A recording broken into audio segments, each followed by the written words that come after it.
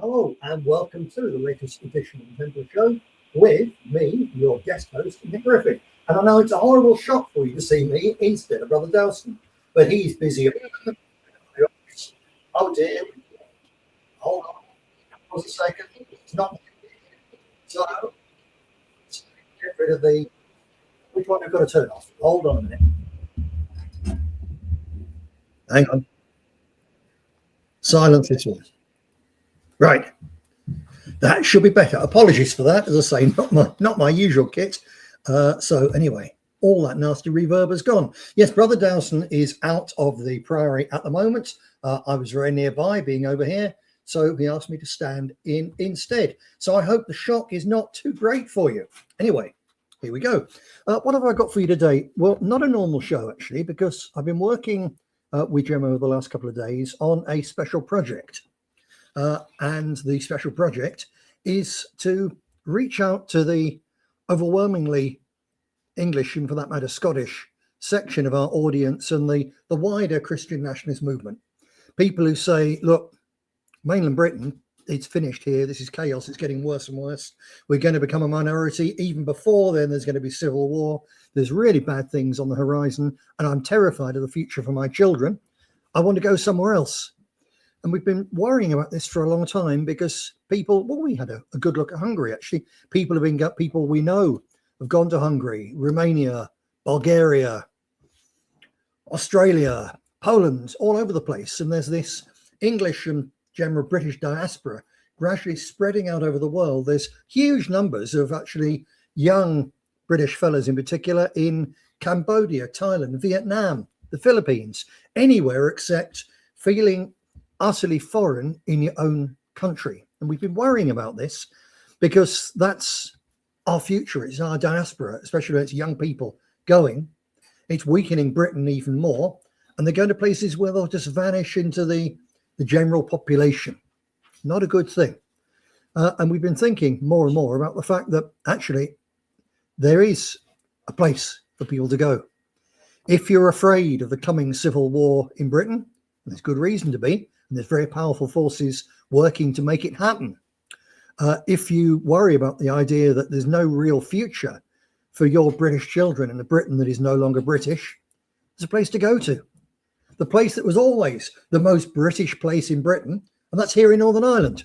So we've been working on the draft of this project. And so I thought that rather than working with rather unfamiliar equipment to do a normal show and then not finding the things I want to show you, etc., I would simply go through this because you can help. Because anything that we put out, I know many of you are Americans and so on, but some of you have been here, you know the place. But likewise, I know many Americans are thinking, well, I've got to get out of this city and go somewhere else. So you understand the problem. But particularly from the mainland Brits in the audience and people who watch later on in the evening and over the next couple of days, I would really value your feedback on this. You know, basically, if we can't convince you, if there's things that are unclear to you in what we're going to be putting out, then we're going to have problems with other people as well. So your feedback at this very early stage will be useful indeed. So let me just dive into the chat here and see who's with us. Even Agastrom, hello brother, good to see you. Krista Strid, Westover 1314. Jason, hello. Hugo up in Glasgow way, good to see you too. Anthony H, Scott Phillips, John Kopasaki, hello to you all the way over there. Yes, back to the Priory, it's great to be here. Krista Strid and Troy, hello to you, and welcome also to all of you who join us later on. So what we're looking at here is something which will be a standalone small website, not directly connected to the Templars, not because we want to hide it, but because they don't necessarily belong together. Not directly connected to Nick Griffin, but I will certainly cover it. This isn't a political thing. This is a demographic operation, and it's something about the long-term future of Britain and British identity. Actually, it's more than that, because Northern Ireland and the Republic of Ireland, I believe, and Jim believes, and other people we've spoken to also believe, are going to play an extraordinarily valuable part in securing the future of our people, that's to be in your face to the BBC. It's us white people, but it's us Europeans, it's us Christians. However you want to look at it, our people, whatever label you want to give us, you know who we are. You're with us, you're part of us. You know, the future of our people, whether it's the English, in particular the British in general, or Europeans, rests on what's going to happen here. Why is that? Why is that? Because it's happened in the past. Ireland was the place where, with the collapse of the Roman Empire and the collapse of society into what was called, not entirely fairly, the Dark Ages, but in terms of faith and learning, they were indeed dark times. And basically the whole of Western Europe, including right over Denmark, Germany, and so on, was evangelized, was brought back to Christ and to the light of civilization by missionaries who left from Ireland. In particular, the missionaries trained by and following St. Patrick, who were right here in Northern Ireland, literally a few hundred yards down the road from here. The priory building here is built with stones from the abbey, which replaced the first one that Patrick himself built. That's how close the connection is. But that island was the place that brought back the light of Christianity and civilization to Wales, to England, to Scotland, and to a vast part of Western Europe.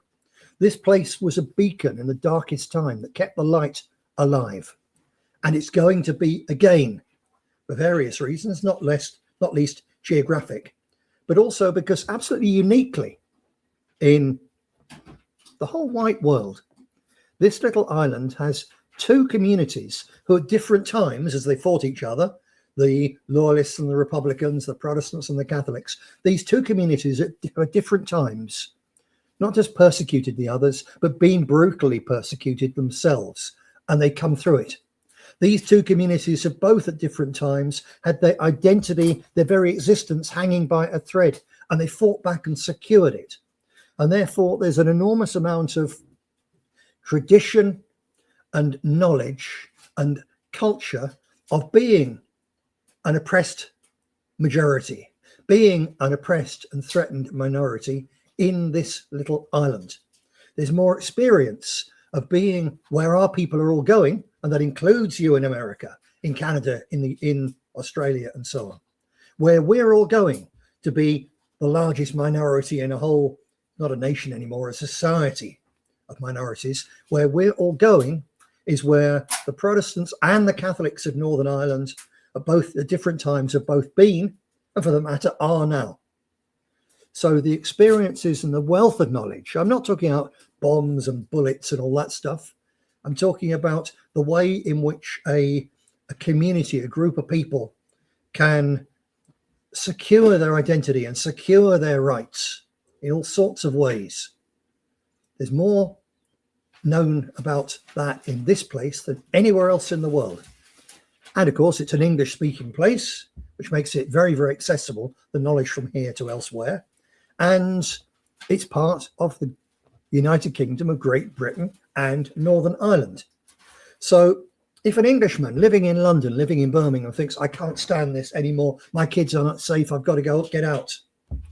I don't feel at home anymore. This isn't my country anymore. I'm a foreigner in my own land. The voices, the faces, the signs on the shops, even the smell of the place is foreign to me. I was born in London. I go back to huge swathes of London. It's an utterly foreign place. But over here, I am at home, because whether you're English or Scots or Welsh or Northern Irish, or often even Irish, you are part of the British family of nations, and the streets of Northern Ireland are more the atmosphere and just everything of the British family of nations than anywhere else.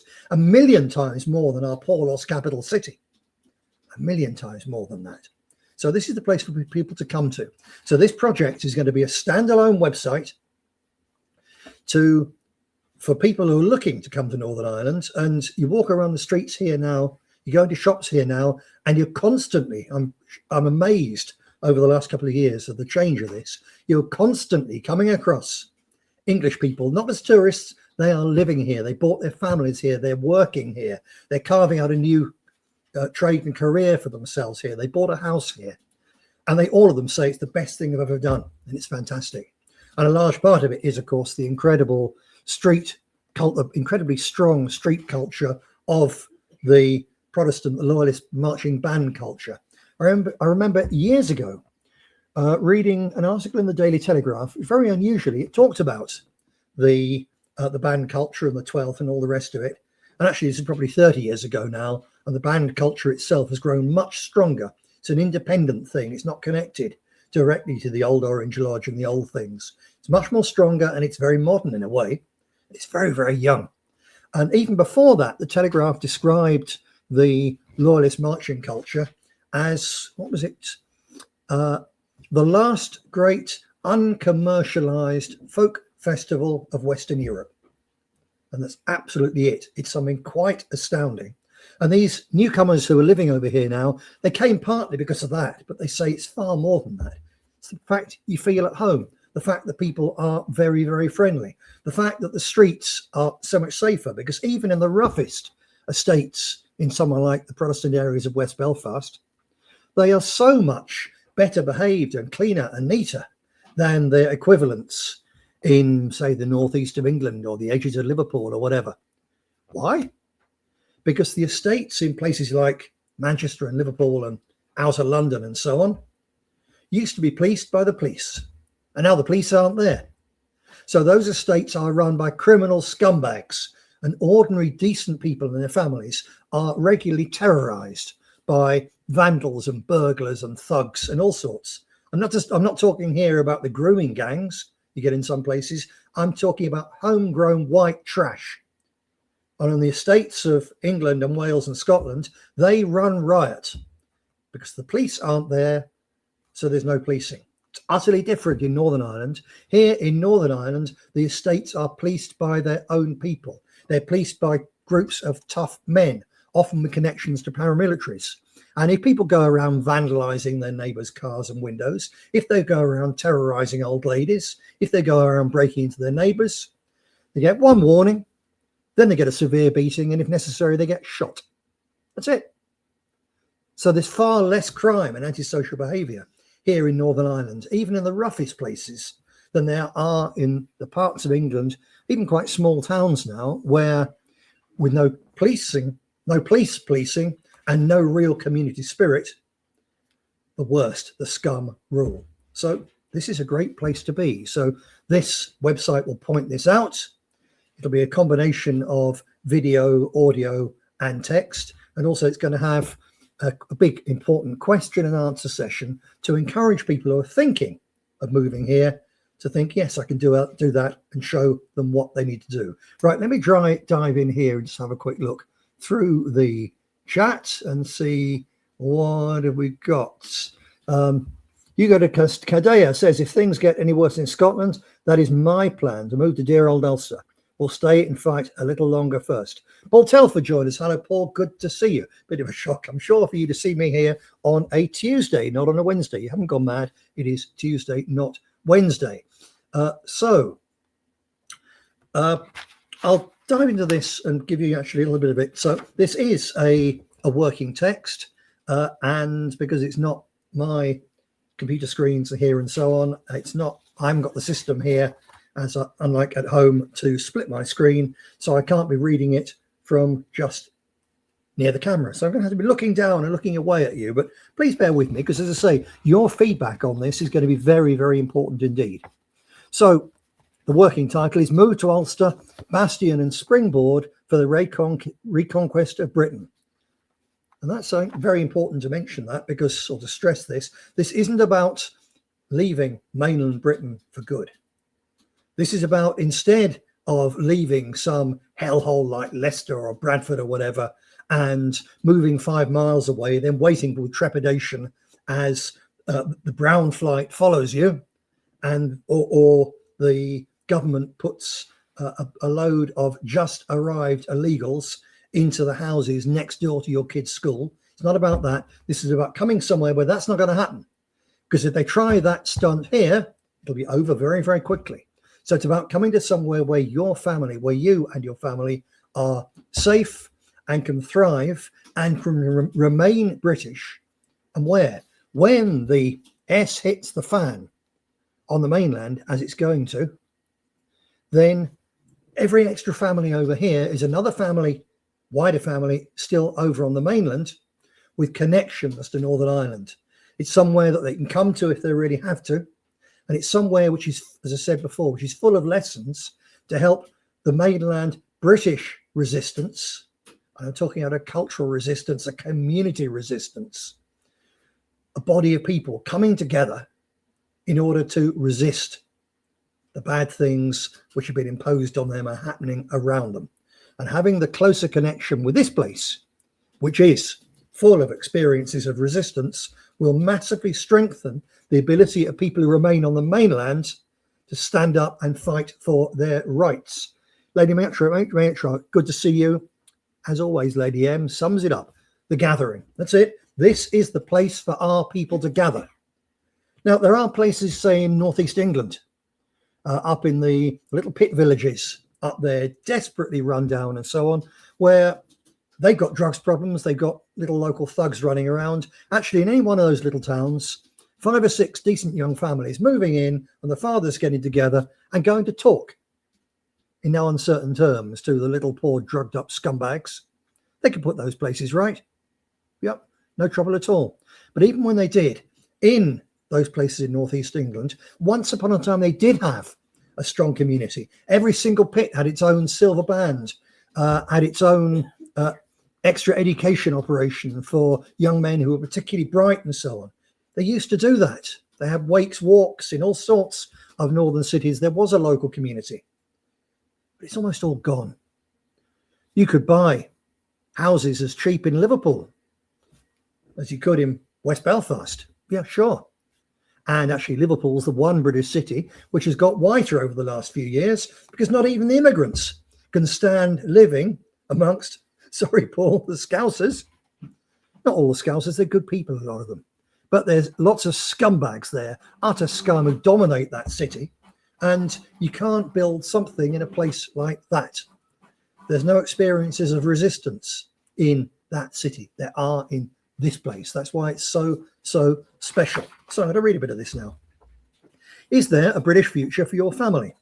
This first one's going to be actually a video a video with a voiceover. And we'll be using for this first bit a white working class English voice because that's the people we're aimed at, white van man. We're oppressed and despised second-class citizens in our own country. Children aren't safe. Britain is heading for civil war and every day sees more undocumented young men from war-torn hellholes being ferried in and put into luxury billets. It's an occupation army and we're paying for it. Then the narration will switch, possibly to me, we'll see. Millions of ordinary Brits know that this is true.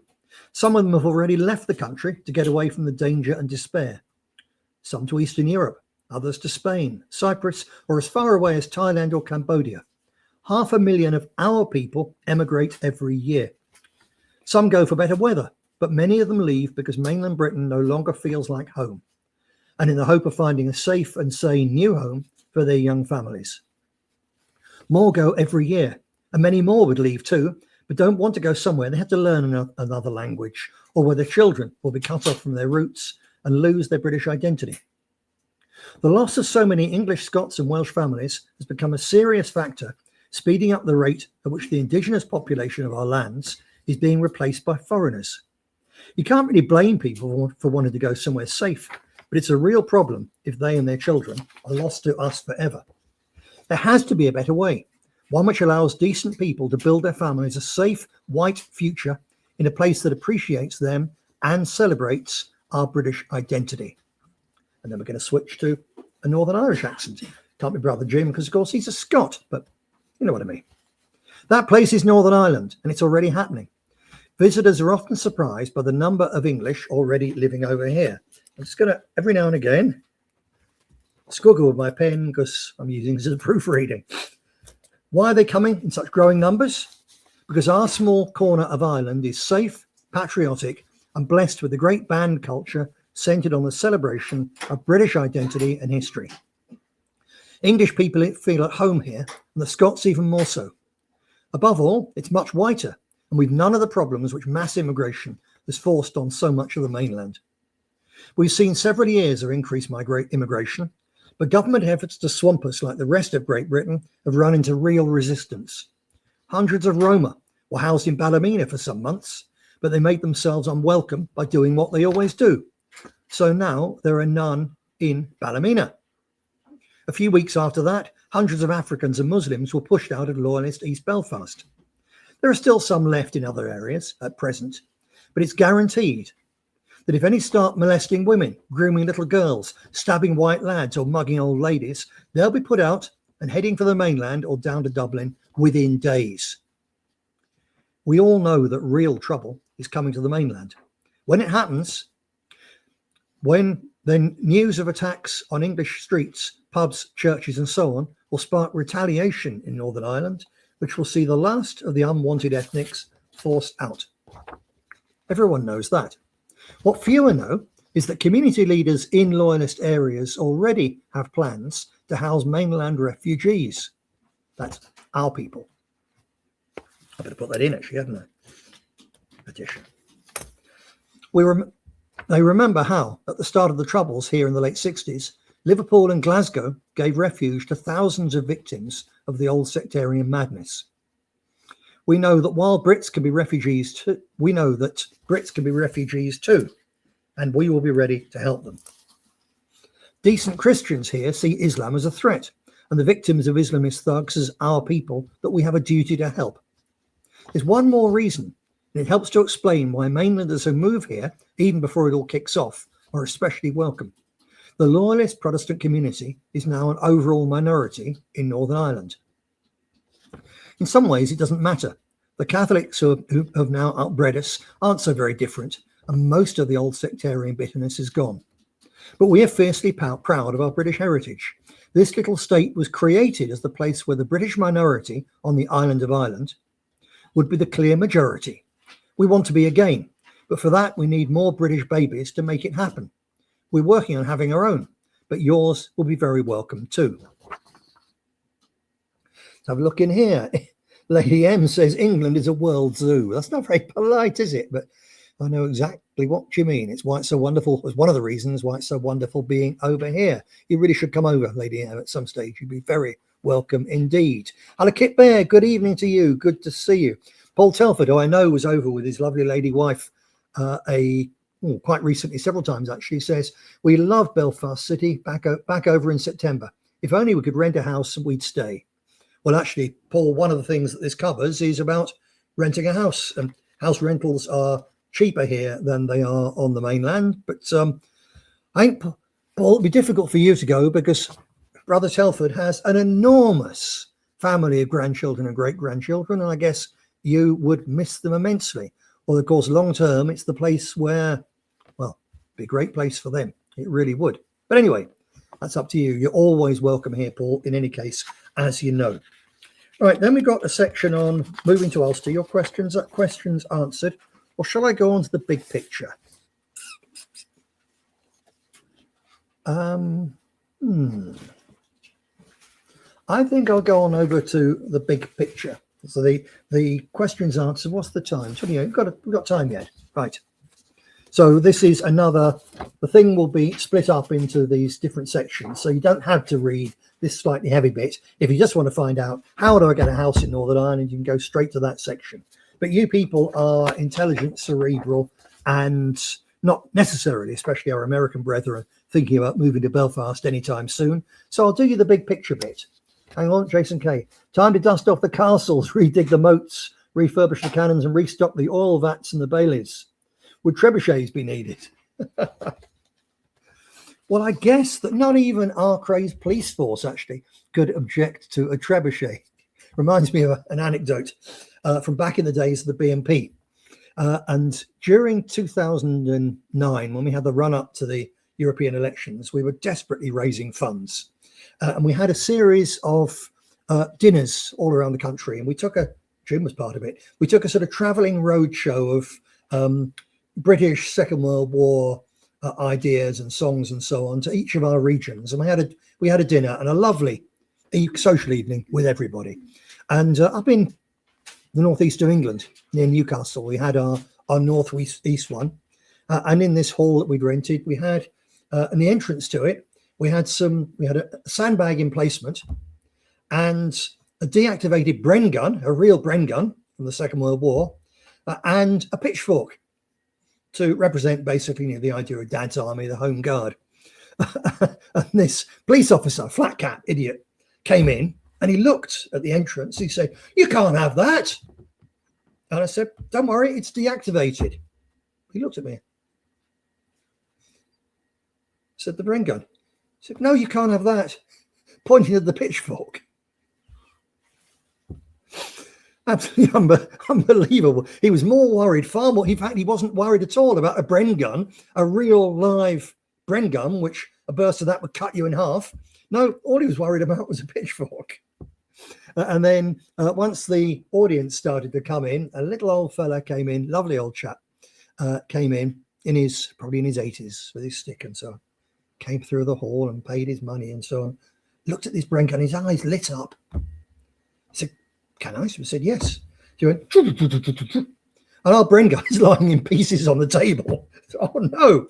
He said, "I haven't carried one of these since I was at El Alamein," because he was injured there, wounded.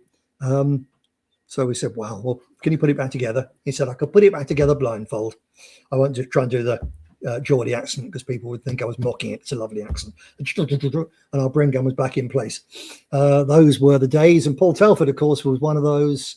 It was good night in Newcastle, that one. It was indeed, Paul. It certainly was. So let me do this bit, the big picture. See if you think this hits the nail on the head. Can't be over heavy because this isn't for people who are highly political. This is for people who just feel in their bones that things are going very bad in their home. They're sick of feeling foreign and neglected and second-class citizens in their own home. This is about them finding a version of their own home where they can be what they are. So it's not heavy stuff, but this is a little bit sort of explaining the big background. It's called The Big Picture. The West's post-Christian civilization is dead already. Now it's starting to rot in earnest, with all the filth and corruption starting to burst through the once smooth skin. It's the collapse of Rome all over again. Bloodshed, upheaval, tidal waves of immigration, and then population collapse. When the welfare state collapses, most of the parasites who are flocking here will go back to lands to which they're better suited. But our people will still be here and will build a new way of being white Christian nations. Might even be better than what we've had. In fact, in moral terms, it couldn't be worse. Since 1968, we've permitted the murder of more than 10 million baby Britons through abortion. Adding in the children and grandchildren that they would have had if they'd not been torn to pieces alive in their mother's wombs, we're missing around 15 million of our fellow citizens. We're not alone in facing catastrophe. It's the same in every nation of Christendom. Abortion, contraception, an economic system that forces women to work and stops men earning enough to keep their families, plus the poison of feminism, have between them created the gap which the elite have been able to fill with immigrants. We sowed the seeds of demographic disaster, and the children we're having today will reap the whirlwind, and the children of today will pay the price. Except that here on the island of Ireland, they won't. Because when the people pushing Britain and Western Europe into civil war get their way, the result here will be very different to everywhere else. In many other places, our people are going to get hammered by more aggressive, better organized, and more numerous minorities. But not here. Even if we're lucky enough to avoid a rapid collapse into full-scale war, full-on war, you already have a pretty good idea of what the future will be like for young Britons growing up in the ruined, betrayed nations we hold so dear. Life in England, Scotland and Wales is already so much poorer and nastier than our parents and grandparents ever thought it could be. And it's going to get worse, much worse, which you already know, of course. Otherwise, you wouldn't be on this website. Outlook for the future over here in Northern Ireland. In the last couple of decades, the Northern Ireland Catholic birth rate has crashed too. But their rather younger population means that their numbers will continue to grow relative to the loyalist community until the middle of this century. The Republicans, who now hold the most political power, are making efforts to improve relations with the loyalist minority. They know that the Protestants are well organised and cohesive. Our marching band culture, in particular, is growing stronger and more impressive every year, showing a community which is proud of its past and confident in its future. They know we can never be beaten or forced out, so they're now trying to win us round by giving handouts to loyalist bands and inviting our youngsters to take part in their own music festivals. A growing appreciation of each other's different, but both very European, cultural traditions is rapidly making sectarianism a thing of the past among the next generation. Most working class Catholics share the widespread loyalist opposition to the non-white immigration which the governments of the UK and the Irish Republic have been trying to force on us. When a Somali immigrant tried to behead a man in Catholic West Belfast in June 2026, several hundred young loyalists from the neighbouring Shankill Road crossed the peace line to show solidarity with their Catholic neighbours, and they were made very welcome. In the 3 days after that shocking anti-white attack, hundreds of recently arrived Third World immigrants were forced out of Protestant East Belfast. The crowd of several thousand loyalists were joined by several dozen youths from the staunchly Republican Short Strand, despite efforts by Sinn Féin IRA to stamp out racism. It was the first non-sectarian riot in modern history, the orange and the green coming together against a far bigger external threat. Down in the south, they've already had huge demonstrations and even riots against asylum centres and HMOs. Sooner or later, they'll put them all out of there too. It's very likely that at some point in the next few years, we'll see most of the immigrants who've come in recent years to our shared island fleeing to the UK mainland. We also expect to see growing numbers of mainlanders coming here as internal refugees. The last few years have seen tens of thousands of English, Scots and Welsh people cross the narrow sea and settle in this wee part of the United Kingdom. The numbers are already so significant that they're slowing the otherwise seemingly inexorable shift in the demographic makeup of the old ethno-religious divide. With about 800,000 Catholics and 700,000 Protestants here, the arrival of just 50,000 young families, each aiming to have at least 3 children, would quickly tip the balance back in our favour. You don't have to try to get back in some once English or Scottish neighbourhood where you and your family are a despised minority in a place that no longer looks like, sounds or even smells like Britain. You don't have to move a few miles out of your now foreign hometown and watch in alarm as even your new area starts to turn in the same way. You certainly don't have to head to Eastern Europe and grapple with Bulgarian, Polish or Romanian, heavens above, Hungarian, in order to rear your family in a civilized, relatively traditionalist and white country. You can do much, much better for yourself and your family. You don't have to leave everything familiar behind.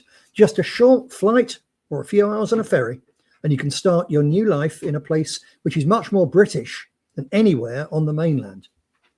You can think of it as going back 50 years to the time before the traitor politicians put the mainland on the road to disaster. Or you can think of it as going forward, moving to a country dominated by our own very special white tribe. The British Revolution. As things get even worse on the mainland, our strong tribal integrity and grassroots institutions provide the model and the experience which the English, Scots and Welsh will need as demographic change turns them from an oppressed majority into a minority which stands up to fight for its rights. The day will come when the growing number of mainlanders in internal exile from the strife-torn multicultural mainland will enable Northern Ireland to play a central role in the creation of effective English resistance and in the eventual reconquista of the mainland homeland. That's still a long way off, on the other side of the common conflict. But Ulster is going to be the great bastion of British identity and freedom in the years ahead. If your children and grandchildren become part of this community, then one day some of your descendants will be among those who take back the lost lands and begin the great rebuilding. Deus Vult. And that's how that piece will end. Now, I've temporarily managed to lose the comments here. Let me go back into here. Where are we?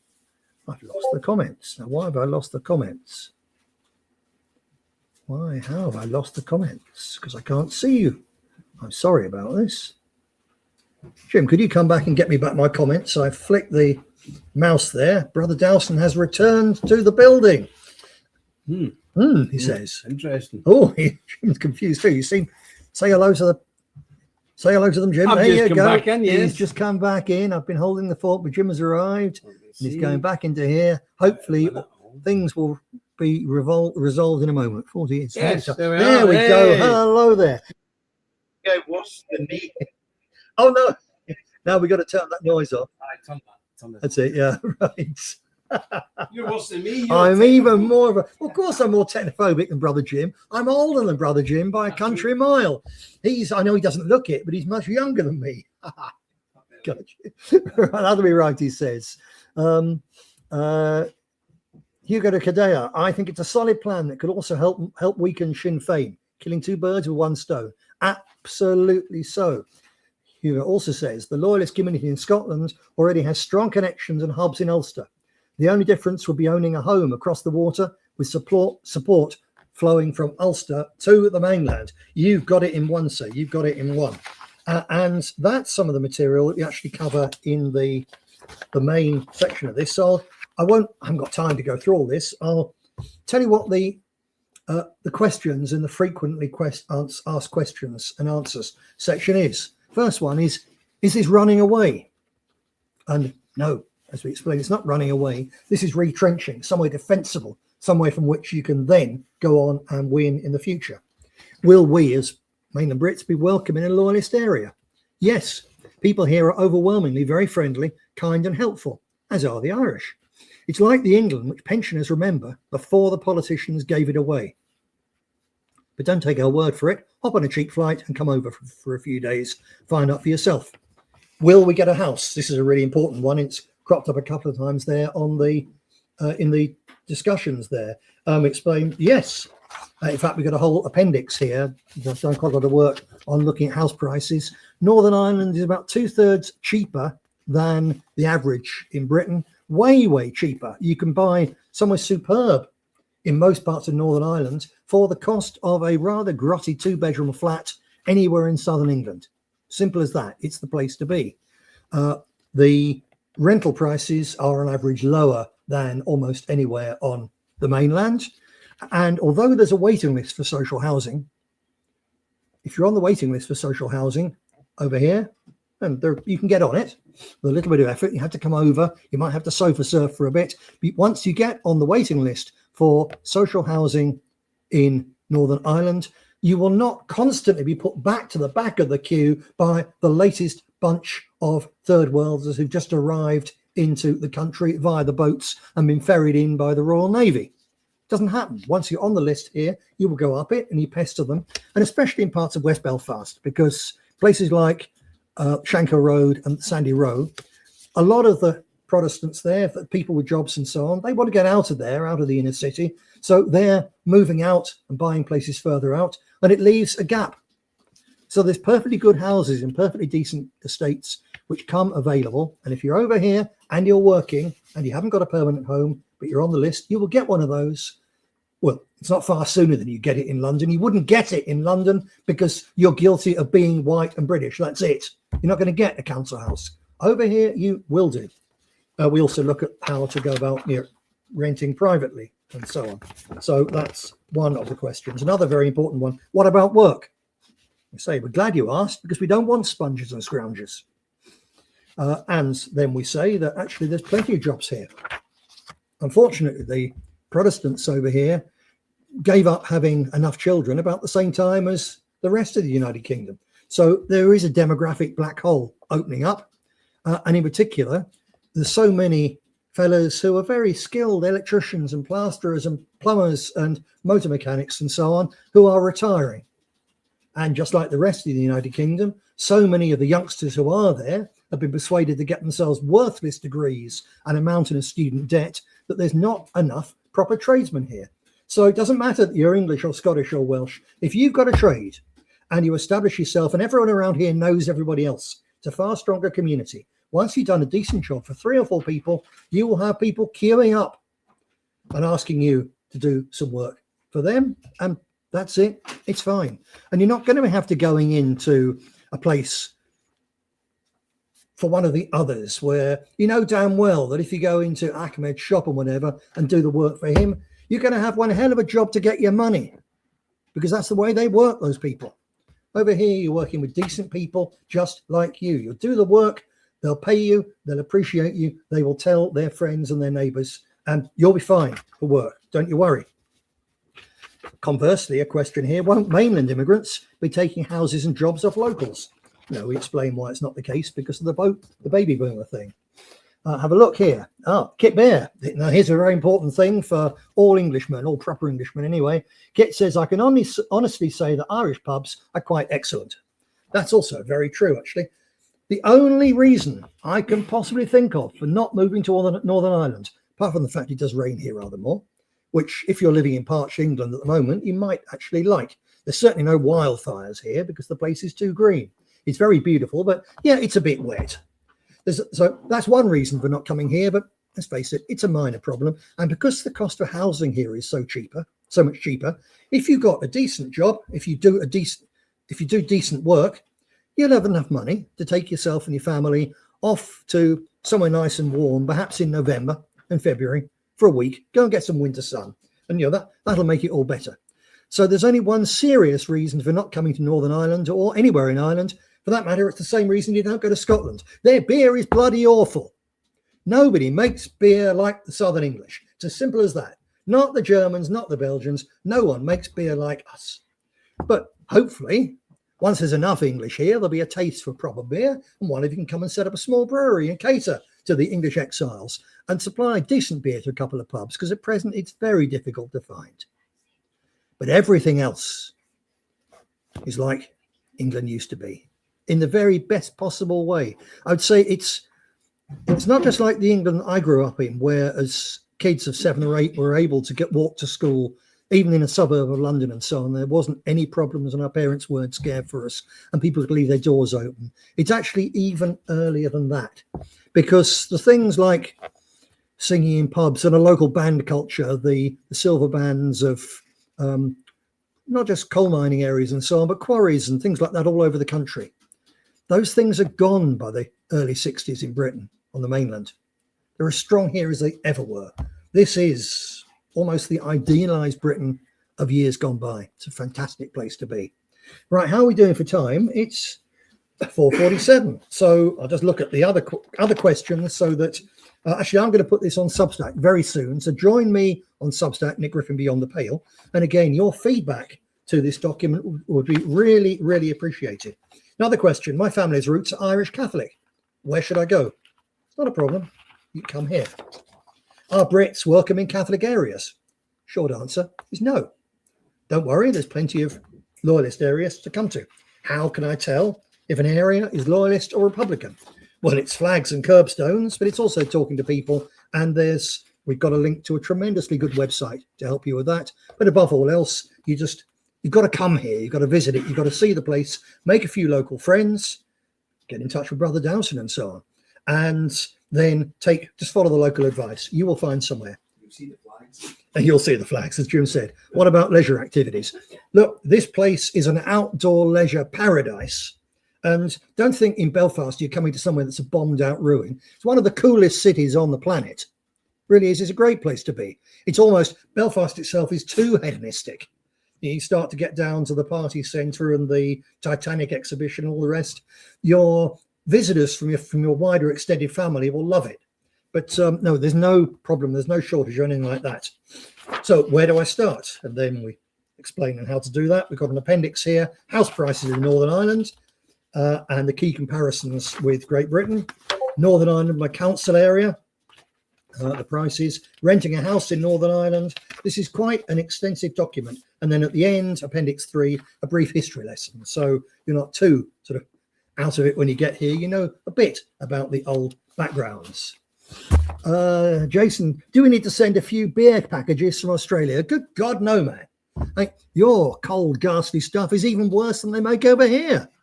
The least you can, if you like Guinness, you get far better Guinness up here, including Northern Ireland, than you can in English pubs. But no, thank you. You can keep your ghastly overcooled lager in Australia. All right, g'day. That's it. Right. But thank you for the offer, Jason. Thank you for the offer. You got to get to Cadea. It's a solid plan. Scotland's been doing this and propping in Ulster for 800 years. So it's about time they came to our aid for a change. From what I hear about what's going in Glasgow, perhaps they don't need that much help from anywhere else. The people of Glasgow are waking up and taking things into their own hands, which they shouldn't have to do. The police should sort things out. It's not good, actually, when people have to take things into their own hands. But when the police won't do it, when the police are on the other side, when the government are against you, then sooner or later, the community has to stand up and do it for themselves. And it's starting to happen in Glasgow. It's starting to happen in England as well, as a matter of fact. But there's a long way to go. Paul Telford, yeah, you're quite right. Most English pubs in the 1960s had a piano and a weekend song. Yep, weekend song session. They did indeed. I remember it well. But not anymore. No, as Kit Bear says, most of those pubs are gone now. Quiet atmosphere, crackling fire, and a farmer with his dog sat in the corner. I sorely miss those pubs. Yep. So do I. So do I. Right, and that's it. I hope you'll sorely miss me when I've gone. But anyway, I haven't gone. Brother Dowson will be standing in for me tomorrow, it being Wednesday. But I very much hope, God willing, to be with you next Wednesday with more on this and many other things. I'm going to leave you with an end slate, which is to encourage people who haven't been here before, don't really know about the Ulster band culture we've been talking about. Take a look at this and remember as you watch it, these are not professionals. These are not people funded by a trade union or the state or schools or whatever. These are working class men, mainly young, who raise their money themselves from their own community for their uniforms, for the band hall, for the instruments, which are damned expensive. And they get together and they train day after day, several times a week. They practice like this and they come out on these parades. And this is not something that only happens on the 12th of July. Lots of Brits, mainland Brits, who even understand a bit about this, think, oh, just one day a year the prods go marching. Perhaps they're practicing a couple of days beforehand. No, this band culture is constant through the spring, the summer, and even into the autumn. And there's special days at other times. And the practice goes on all year round. It's the musical, cultural backdrop to the whole place. And so if you like this, if you'd far rather that your kids got into this than the sort of poisonous stuff that you get in the mainstream media on all the TikToks and all the rest of it, then just come here, because this is normal. This isn't something exceptional. This is every single little Protestant town and Protestant village and little Protestant estate. They've all got one of these bands. Some are better than others. I picked a particularly good one for you. But these, I remind you, these are ordinary working class people from the sort of community that we're recommending that you come and join and get your children into. Not as observers, as outsiders, but as part of this living, breathing, wonderfully vibrant, genuinely vibrant community. So I'm going to leave you with this East Belfast Loyalist Band and the reminder that, as always, all that is necessary for the triumph of evil is that good men do nothing. And you're good men and good women. So get out and do something good. Deus Vult.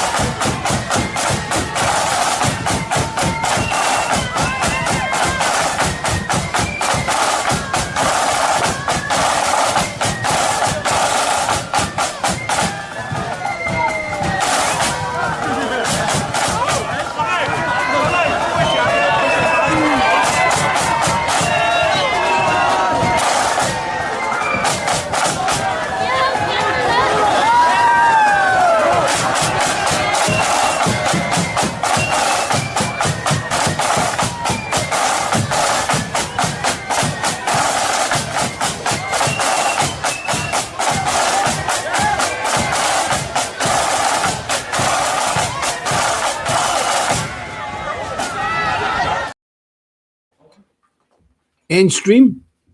End stream if it's finished. Yep.